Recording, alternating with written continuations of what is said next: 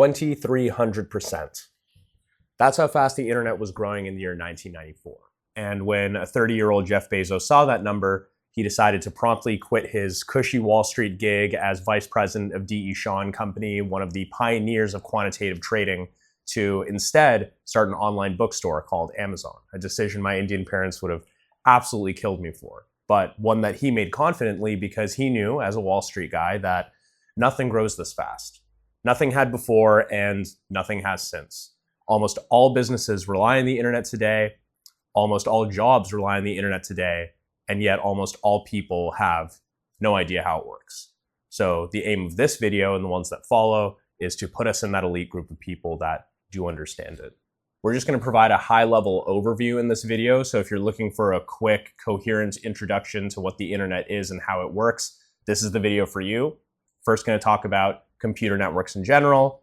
Then we're going to talk about the internet in particular. And we're going to cap things off with what I think is the most important part of the video, which is an example that'll tie all this stuff together, make it a lot more intuitive for you to understand. So if you only watch one part of this video, I recommend that be the part. So first, what is a computer network? Simply put, it's a collection of computing devices that are interconnected together so that they can talk to one another. And every computer network has a few common features that we should commit to memory. The four key terms here are going to be hosts, addresses, carriers, and protocols. Every computer network has two or more hosts. These are the devices that we want to be able to talk to one another. And they need some shared language that they can all speak and understand. That language is their communication protocol. Those messages need a medium through which they can travel between the hosts, and we call that the carrier. And because all hosts are connected to the same carrier and can therefore hear all messages transmitted through it, they need some way to know which messages they should actually listen to and which ones they should ignore. That's why each host also has an address. They'll only listen to messages that are addressed to them. So, silly example here, let's say that I'm having a party at my place, you're invited, there are a few other attendees here as well. You, me, everyone in the room, we constitute a little human network. All of us are the hosts, the entities that want to talk to one another. Our communication protocol is English, the shared language that presumably everyone at this party speaks. The carrier for our messages is the air through which sound waves need to travel, without which we wouldn't be able to hear anyone. That's why in space, everyone can hear you scream. And our addresses are our names. In a room where everybody's talking at once, it's hard to know which voices to focus on and which ones to drown out. So if you come up to me and address me, you say, "Hey, Rayhan, your painting's really creeping me out," I would know to focus on your voice and I could be able to respond and say, "Yeah, that makes two of us. My girlfriend loves it and I love her, so here we are." That analogy was a Rayhan Memon original. I'm not going to find that in another YouTube video, so hope it was intuitive. Let me know if it was a hit or miss in the comments.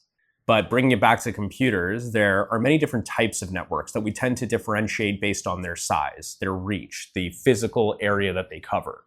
And because their coverage is different, we tend to see that their hosts, their addresses, their carriers, and the protocols they use are all a little bit different as well. So for example, one of the smallest types of networks that we can have is a personal area network, or PAN. It's designed to connect hosts that are very close together in your personal area. So think of your iPhone, think of your AirPods, think of your smartwatch. And because they're all in such close quarters, they use a communication protocol that's optimized for that, like Bluetooth. Bluetooth uses the air as a carrier, and because all of these messages are being transmitted through the air, each device needs to know which messages to actually focus on and which ones to totally drop. So each device, in the case of Bluetooth, has a Bluetooth MAC address. They're only going to listen to Bluetooth messages that are addressed to them. A step up from PANs, we have LANs, or local area networks. LANs are designed to connect devices that are in the same building or home. So think of computers, think of desktops, think of smart TVs, printers, think of routers. And routers are very important. Hold on to that. We're going to come back to them in a second. They all use a communication protocol like Ethernet. The carrier for Ethernet are copper wires or fiber optic cables. And since once again, all these hosts are connected together and they can hear every message transmitted over the wire, They choose to only listen to messages that are addressed to them. And in the case of LANs, each device on the network has a unique media access control address, or MAC address, which you may have heard before. Of course, in the modern era, more of us are familiar with Wi-Fi than Ethernet. Wi-Fi, or IEEE 802.11, is another communication protocol that is commonly used for local area networks, and we often call local area networks that use wireless communication wireless local area networks, or WLANs. Now, obviously, networks get a whole lot bigger than a single building or home, and they need to be in the modern era. I don't want to just email my coworker who's a few cubicles over from me. I also want to be able to FaceTime my mom who lives in Canada. So how do we get devices that are on my home network here in Boston to interface with and communicate with devices that are on her home network in Toronto? That's where internetworks come in. An internetwork is essentially a network made up of two or more subnetworks, or subnets, that are connected together through routers, which are a total nightmare to set up sometimes, as I'm sure you're aware, but they let me FaceTime my mom, keeps me in the will. Overall, it's worth the trouble. And what your router is going to do is, if your request is in a different subnetwork, it is going to route your request to the next closest router. It'll use a routing algorithm to do that. And then that next router is going to do the same thing, determining the next best router to forward to. And this is going to keep happening, passing through potentially different internet service providers, through internet exchange points, until it finally reaches its destination network and then destination device. Internetworks come in all different shapes and sizes. Many are privately owned, but by far the largest and most popular internetwork is global. It is totally decentralized, and the 5.4 billion people who make use of it around the world like to call it the internet for short. The internet has over 1 billion hosts that have addresses called IP addresses. They communicate using protocols like TCP and UDP that are built on top of the IP protocol, and those messages pass through various carriers depending on the subnets they're routed through. So if someone across the globe is sending you a message, that message might pass through microwave links, fiber optic cables under the sea, cell towers, copper wires, all different mediums until it eventually reaches its final destination, which is you. Now let's walk through a simple example to solidify it. An example of me streaming Bridgerton, as I often do, from my Roku TV. So let's say I'm streaming the final episode of Bridgerton from Netflix on my Roku TV here in Cambridge. Netflix's nearest servers are in AWS Northern Virginia, their data center over there. The Netflix server sends the Bridgerton video file through the Ethernet cables of the AWS data center, where it hits its router. And then the router inspects the destination IP address, which is associated with my home network in Cambridge, and it determines the next best router to forward that data to.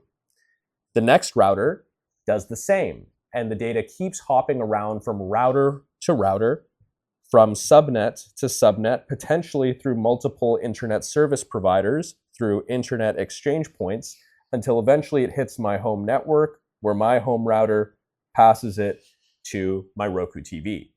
And if lots of people in the Massachusetts area are as hyped about Bridgerton as I am, and they're all streaming it at once, then this route that the data took might get congested. But that's okay, because the internet is a packet switched network, meaning my Bridgerton video file doesn't come across the network as one large file. It's chunked up into smaller packets.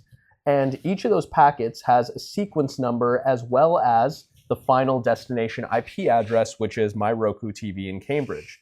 So each of those packets are sent individually.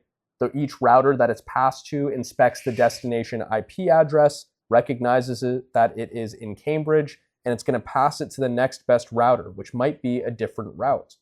And because they're all sequenced, it doesn't matter what order they arrive at my Roku TV. They're going to arrive there, and my TV is going to reconstruct the data in the correct order. And that, with liberties taken and oversimplifications made, is a bird's eye view of the internet. I like to focus on the future of computing, usually looking for opportunities for engineers, entrepreneurs, and investors. But as Neil deGrasse Tyson says, knowing where you came from is no less important than knowing where you're going. And the inner workings of the internet are a very, very important thing to know. So we're going to dive deeper in future videos, but if you enjoyed this one, it would be a huge benefit to me if you would consider liking the video. If you have any comments on the production or feedback on any of this delivery, it would be very helpful to know that as well in the comments. I am very new to this, as you can tell by the video count. And if you really want to be a superstar, if you really, really want to do me a favor, I would appreciate you subscribing as well. Until next time.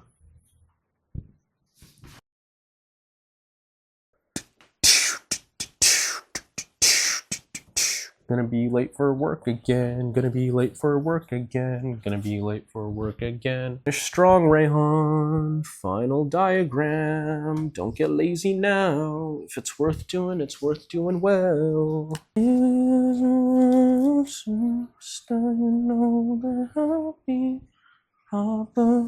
Paparazzi. Where did I put my orange pen?